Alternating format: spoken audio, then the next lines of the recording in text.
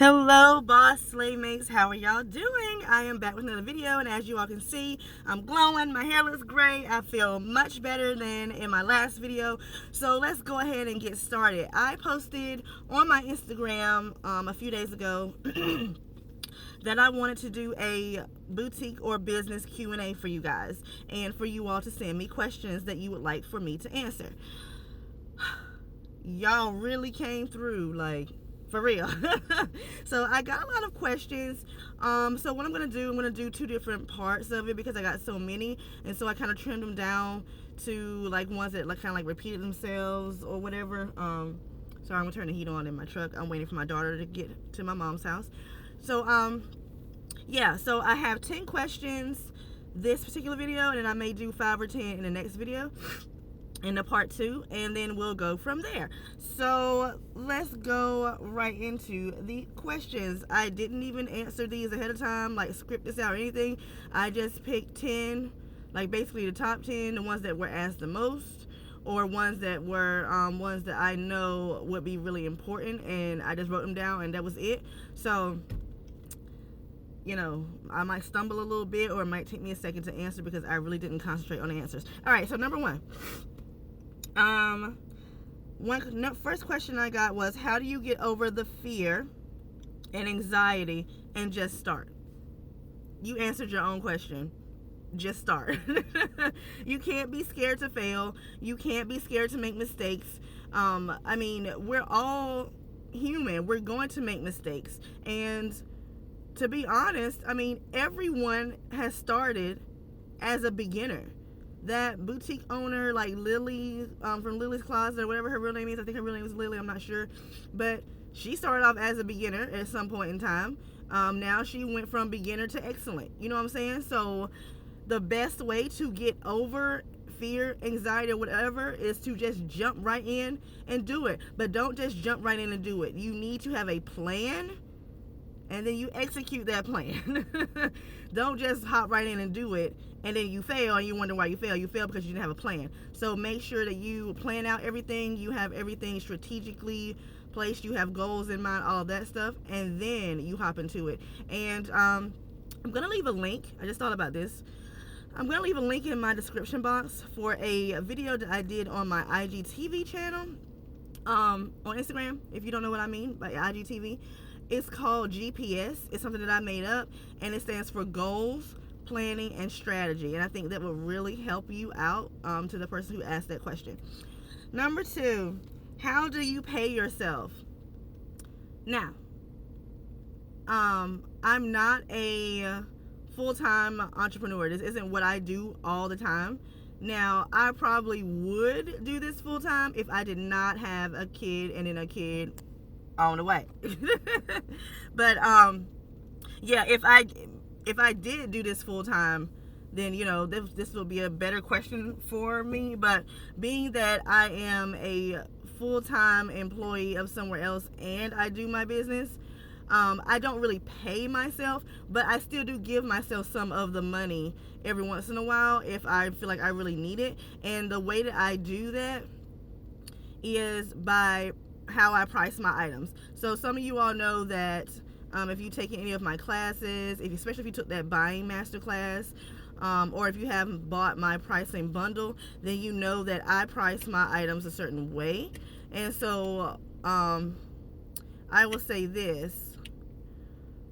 I price my items, first of all, I want to get my money back that I invested. So let's say I paid $14 for a jacket. I'm going to, of course, double that. That would be $28, and then I add on my markup or margin percentage or whatever that I'm trying to get to. So I know that I will at least get my money back, and then some after that, which is the profit. So that is how I do pay myself whenever I do give myself money. But majority of the time, I invest that money that I made from my boutique right back into my boutique. And then when it comes to money for what I get from like my consulting side of things, then I mean all that money is basically mine, because you know I didn't really use any money to invest in anything unless it was like a course or something like that. Okay, so I hope that kind of answered your question. I know it kind of didn't, but like I said, I'm not a full-time entrepreneur. Excuse me. Number 3, where do you find good vendors? Best thing for you to do, so I don't have to keep answering this question over and over again, I'm going to put a link in the description box as well as in my comments. One might pop up here somewhere, for two. Well, I've answered this in several different videos already. So yeah, I have a buying for beginners video that you should watch, and then I also have there's another video that I have where I talk about this. But the best way for you to find good vendors is for you to do one of 3 things: visit LA Fashion District, visit a trade show, or visit a wholesale fashion marketplace online, such as Fashion Go, LA Showroom, or orangeshine.com. And it's fashiongo.net, by the way, not .com. So fashiongo.net, lashowroom.com, orangeshine.com. Stop buying vendor lists from people. No need to do that. Those are the 3 ways that you can find vendors. Stop wasting your money on vendor lists. Okay. All right, next. How do you market your boutique? And are influencers or sending out free PR packages worth it?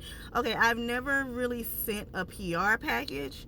And in order for you to market your boutique, I suggest you get your boutique seen or get your boutique out there. I have a video about that as well that you can watch, that you can benefit from. So make sure you all look in the description box for all of the links to these videos. But influencers, I've only worked with 2 technically. One of them was worth it, the other one was not really worth it. But I do have a product that is coming out soon all about influencer marketing. If you want to know more about that, be sure you sign up for my email list, so that way you'll know when that drops. I'm almost finished with it because I have had a lot of people asking me about influencers. But I will say, other than what you will see in that video, I don't remember if I mentioned this or not, I think I do, but brand ambassadors are a great way as well, other than getting your boutique seen. But you just have to come up with a great brand ambassador program, and that is going to be part of my influencer little guide that I'm coming out with. So I suggest you watch that video that I have, because there are several ways that you can market your boutique. If Instagram and Facebook are not working, I suggest getting your online boutique offline, and there are several ways that I talk about doing that in the video that I leave down in the description box, and that may pop up on one of these sides if I do put the video up. Okay, number 5, how soon do you mark down your merchandise? How soon should I mark down my merchandise? Markdowns are totally up to you and your discretion. I know someone who doesn't do markdowns at all. I have been thinking about doing that myself after next year when I go back into the spring summer collection. I'm thinking about stopping doing markdowns as well and doing just Facebook Live sales, and that's it. But markdown schedules are up to you. You can wait 90 days and then do one, or you can just do one big one at the end of the season. You can do one after 30 days. It is totally up to you, and how much you mark them down to. Once again, it's totally up to you. It depends on how much profit you're still trying to get off of an item. So I know some people who do 30, I know some people who do 90. When I worked in retail, it depended on which retailer I was working for. As you all know, I worked for Victoria's Secret for 4 years. They rarely did markdowns, except for twice a year for their semi-annual. I worked for Rue 21 for 4 years. They did markdowns literally like every week, but that's a totally different type of company compared to Victoria's Secret. So it really depends on you and what you want to do and what's best for your business. I can't really tell you how soon to do a markdown. Excuse me, y'all. Next, how do you stay motivated with no support? That's crazy. I mean, I just did a video about that like previously. So the video I just did before this video is about me getting out of a funk and staying motivated. And then I also have another video all about what to do when you have no support. So I really don't want to get into detail with that either, because we will be here for a whole another 10-15 minutes with me answering that question. So once again, I'm going to refer you to 2 other videos. Sorry, y'all. Next, how do I get a logo made? Okay, this is super simple. My next video, that will be coming out will be all about Canva. And I actually made my logo in Canva. I've never had anyone make a logo for me. I do not feel like that's something I should invest in. I don't feel like that's something that someone should invest in. I don't see the point in spending a lot of money on paying someone else to make a symbol for me, especially when, if you think about it, a lot of the boutiques right now that are doing so well, they don't have some little, their logo is literally just their name. Think about Fashion Nova, think about Lily's Closet, Pressed, Clo Couture, all of them, they don't have no, I mean, it's not that big of a deal. It is, but it isn't at the same time. So I suggest just going into Canva, click on logos, and then play around with what you see, put your brand colors in there and all of that, and then go from there. Because truly, a logo is important, yes, when it comes to representing your brand, because when I first did my logo, it didn't match my brand, and then when I learned how to take criticism, ask opinions of others, and really reevaluate where I want my business to go, then I realized that my logo was wrong. So now my logo went from what it was to what it is now, which is basically just the name. So I don't suggest spending a lot of money on a logo, because it's truly not that big of a deal for you to put a lot of money to invest in. Is it better to visit LA Fashion District or to go to a trade show like Magic? I say it depends. Trade shows are amazing, great experience. Even if you don't go even if you don't buy something when you go, I do suggest you do go to one, because I'm telling you, there is nothing like it. They're fast paced, they're energetic. You get to be around not only other boutique owners, but actual like retail buyers. We're talking like buyers from like Nordstrom's and Saks and Forever 21, and well, not Forever 21, different places like that, who are there at Magic as well, or at Atlanta Apparel. I like Atlanta Apparel better, only because it's on the East Coast and I don't have to fly. I can just drive down to Atlanta and stay overnight. You know what I'm saying? So I do have a video about my Atlanta Apparel experience. You all can click on that and watch that as well. But the one thing I will say is that when you visit a trade show, they will have a lot more there, because they're trying to show you what they have now, what will be coming out. They're probably trying to get rid of some things as well. So you have a lot to choose from. But the downside to that is, I know for a fact, because vendors have told me, that their prices are higher at trade shows than they are if you go directly to their showroom in LA.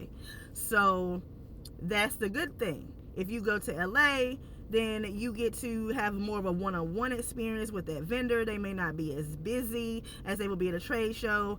They will be able to tell you, what is coming out, all that good stuff. When you build a relationship with them, then they will probably give you, they may look out for you with shipping costs or whatever. And of course, their prices could be lower.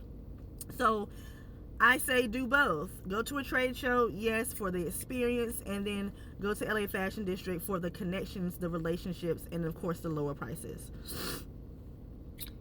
Okay, hold on a second, y'all. Sorry. Oh, by the way, isn't this super cute? I had someone make it for me. It's probably backwards for y'all. I don't know, but yeah. So that's my logo right there, y'all. I love this. Even though I don't drink coffee, I drink hot chocolate. So it's hot chocolate in here. Next question, what number are we on? 8. I have inventory that I do not like or I think is bad quality. What should I do with it? I got a video about this. So there are several ways you can get rid of old inventory. You can destash it, which means you sell it to other boutique owners, but you need to let them know if you think that it's bad quality. They may not think it's bad quality, but you still need to let them know. You need to disclose their information, like, hey, this is a sample or whatever. Here you go. You can also do giveaways. I have done giveaways on Instagram to get rid of merchandise that I did not want anymore. I suggest just going to the video that I'm going to post down here and up here, so you can get more detail on that, because I also have a guide that's free all about giveaways. So yeah, I suggest doing the giveaways on Instagram, so that way you can get more customers more followers that way, and you still get rid of old merchandise. And then I also have another video that I just filmed about a month or so ago about something new that I did called a sample sale that I did at my house. So that way people can actually come and see those, those old samples or old clothing items or whatever, and they can feel them for themselves and buy them at a lower price. So make sure you check out those two videos. But yeah, I say either you can donate them, you can destash it, you can do an Instagram giveaway, or have a sample sale. Those are the best ways, in my opinion, to get rid of merchandise that you don't want, or older merchandise that just won't sell. How do I get more traffic to my website? So there are several ways you can do that. That's all about, marketing, of course. It's all about you posting consistently on Instagram. Posting consistently does not mean posting every day. It means posting to your schedule, to your liking, getting your customers used to you posting at a certain time, kind of like on YouTube. I don't make videos every day, I make them every week. You know what I'm saying? I'm not one to talk about being consistent on Instagram, being that I do take Instagram breaks, but that's because I already had the traffic coming in. Now if it was at the beginning of my boutique journey, I was on Instagram every day, but that was because I didn't have another job and I was literally just doing my business full time, and that was it. So the best way to get traffic, of course, is social media. You need to get out and about and network. You need to wear what you sell so people can ask about it and have business cards on you so you can hand it to them. And then, of course, I will also say go live on Instagram and Facebook. And then the most important thing is email subscribers. You need to make sure you have a way for them to sign up for your email list, and you need to email them consistently. I would say twice a week. Last question. What do I post on Instagram, being that I am new? I don't want to keep repeating the same pictures. Should I keep posting a lot of memes? No. Please, y'all. I cannot stand it. When I go to these boutique pages, when y'all tell me to do an Instagram audit, or can you look at my page real quick and tell me what's wrong, and y'all got all these doggone memes, like, why? I understand y'all want to be cute and funny, but I'm going to tell y'all, number one, if you're a boutique page, you need to be posting boutique stuff. A meme is not boutique stuff. If you want to post memes, okay, cool, whatever. Go to my boutique page so you can see how I post memes. I post memes in my brand color with my branded template. So that way it fits in with my color scheme or my brand colors, and then it doesn't disrupt what's going on. Now, if you're gonna be posting memes, don't post 1, 2, 3, 4, 5, 6, 7, 8 in a row, maybe one picture of a clothing item because you don't want to repeat pictures. Girl, what are you doing? Don't do that. Please stop doing that, y'all. It looks so amateur. It looks like you have a personal page. It looks like your shit was thrown together and that you don't know what you're doing and that you're an amateur. Granted, you may be an amateur, you may be a beginner, but you don't have to look like a beginner. Okay? You don't. So it is fine for you to repeat pictures. It is fine. Just take several different pictures of the same item and post them sporadically, or have a grid. You know what I'm saying? If you have 4 items right now, 4 shirts, take maybe 6 different pictures of all 4 of those shirts. You'll have 24 pictures that you can post up in a little, 9 pictures at a time. So a little 9 grid with maybe one meme that does correspond with your brand or your boutique or clothing or shopping, something cute and funny that will woo in customers. And that's it. Don't post a whole bunch of memes in a bunch of different colors that do not go with your brand. It looks stupid. I'm sorry. I'm just going to say it. It looks stupid. So, if you want to repeat pictures, if you don't want to repeat pictures, whatever. I don't understand why not, because the way the algorithms are set up on social media, people don't see your posts all the time. So I can post a picture of this top, for example, today, and maybe only 100 of my customers saw it. And I post it tomorrow, and maybe 2 of those same 100 saw it, but 400 other people saw it. So that's 500 eyes on a picture of the same top in 2 days. You know what I'm saying? Once again, I'm going to use Lily's Closet as an example. Lily's Closet repeats pictures all the time. and she does it in such a strategic way that you do not notice it unless you are on her page or on their page every single day. It doesn't matter, and they are killing the game. Okay, so yeah, it doesn't matter. Yes, repeat pictures, do memes if you want to, but don't do a lot, and do them in your brand colors and do them in a template that you created yourself. I will talk about that more on my Canva video. So what's coming up on the Canva video is as follows. I will do an entire walkthrough of the basics of Canva to let you know what it is. I will show you how to create, y'all, I'm being real nice. I will show you how to create an Instagram meme in your brand colors with your logo. I'm going to show you a simple way. I'm not going to go all overly complicated, because I will have a product or a course just for that, where you can learn a whole bunch of stuff and how a lot of us people on Instagram, boutique owners and business owners, create graphics in Canva. So yeah, if you want to learn more about that, make sure you subscribe to the channel, hit the notification bell so you'll know when my next video is coming up or when it gets posted, because it will be all about Canva and branding and graphics. So I hope this video answered some of your questions.